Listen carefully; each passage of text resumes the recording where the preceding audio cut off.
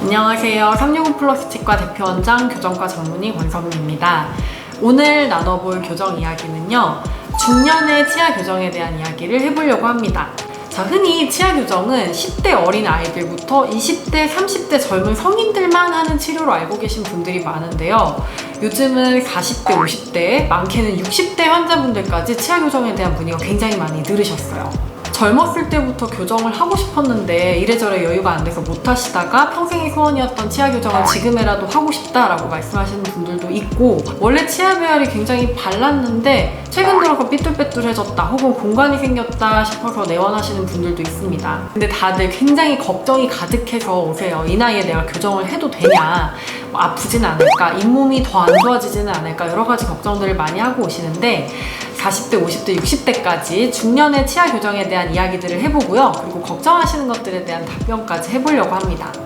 자, 일단 원래부터 삐뚤빼뚤했었는데 이게 컴플렉스여서 나 지금이라도 교정을 하고 싶다라고 내원하신 분들 말고, 원래 치아 배열이 괜찮았는데 최근 들어서 삐뚤빼뚤해지고 공간이 생겼다 이렇게 내원하시는 분들이 있어요. 자, 중년에 들어서 치아 배열이 변하는 이유에 대해서 이야기를 먼저 해보도록 하겠습니다. 자, 중년에 치아 배열이 틀어지는 이유, 가장 큰 원인 첫 번째는 잇몸 질환이라고 생각하시면 돼요.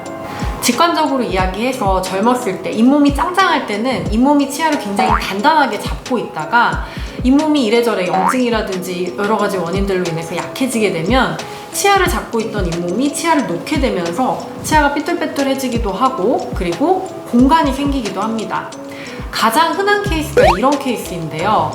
앞니 사이에 공간이 전혀 없었는데 나이 들면서 최근 들어서 급격하게 앞니 사이가 벌어지고 공간이 생겼다라면서 내원하시는 분들이 굉장히 많습니다. 이런 분들은 대부분 잇몸 관리가 제대로 되지 않았기 때문에 치아가 병적으로 이동한 케이스에 속하는데요. 이런 케이스를 전문 용어로 치주질환에 의한 병적인 치아 이동이라고 합니다. 자, 그리고 두 번째 원인은 나이가 들면서 자연스럽게 치아 배열이 변하는 현상인데, 원래 잇몸 상태가 그렇게 나쁘지 않았어도 나이가 들면서 치아는 자연스럽게 점점 앞쪽으로 이동하려는 경향을 가집니다. 이걸 어려운 말로 근심 이주 경향이라고 하는데요.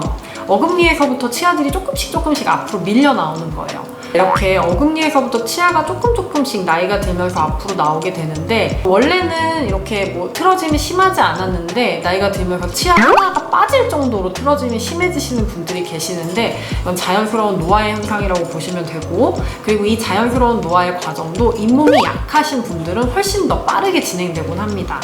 정리를 해보면 40, 50대 중년 교정 환자분들 가장 흔한 케이스는 위 앞니가 내려오고 벌어졌어요가 첫 번째고, 두 번째는 아래 앞니가 원래 그렇지 않았는데 너무 많이 삐뚤빼뚤해졌어요. 이렇게 두 가지 경우가 가장 흔한 케이스입니다.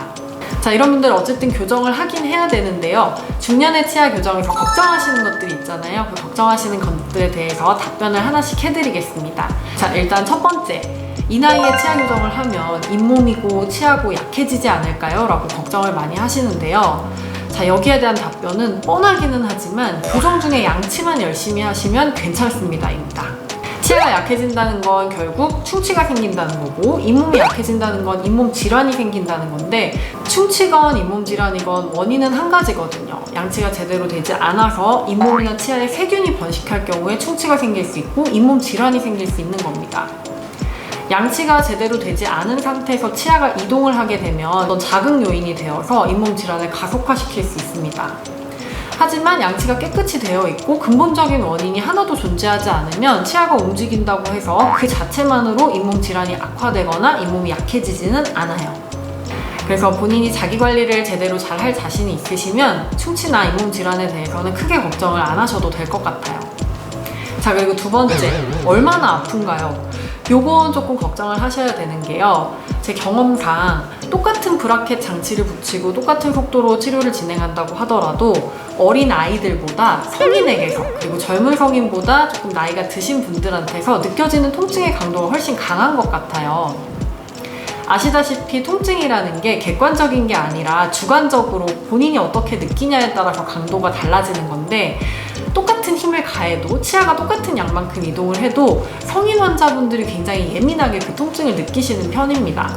나는 괜찮아요, 나는 아픈 거 웬만해선 잘 참아요 라고 자신하시지만 생각보다 교정으로 인한 통증이나 불편감이 상당할 수 있다는 것에 대해서는 좀 각오를 하고 하시는 게 좋겠어요.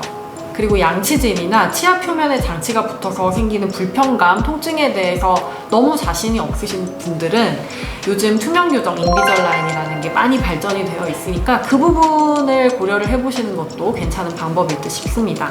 자, 그리고 세 번째, 교정 치료 기간인데요. 교정 치료 기간이 길어지지 않을까 걱정하시는데, 자, 여기에 대한 대답은 맞습니다. 교정 치료 기간 길어질 수 있습니다. 이제 일반적으로 말씀을 드리면 중장년기 교정이 일반적인 교정보다 훨씬 더 시간이 오래 걸리는 편입니다. 그래서 교정 치료를 계획할 때 치료 기간이 오래 걸리는 발치라든지 뭐 그런 치료 계획은 중장년기 교정에서는 일부러 계획을 잘 하지 않는 편이에요. 그보다는 목적이면 발치 없이 좀 치료 기간을 줄일 수 있는 방향으로 치료 계획을 설정하는 편입니다. 자, 중년의 치아 교정에 대해서 굉장히 일반적인 이야기를 해봤는데요. 사실 중년 치아 교정에 대해서 할 얘기가 너무 많아요.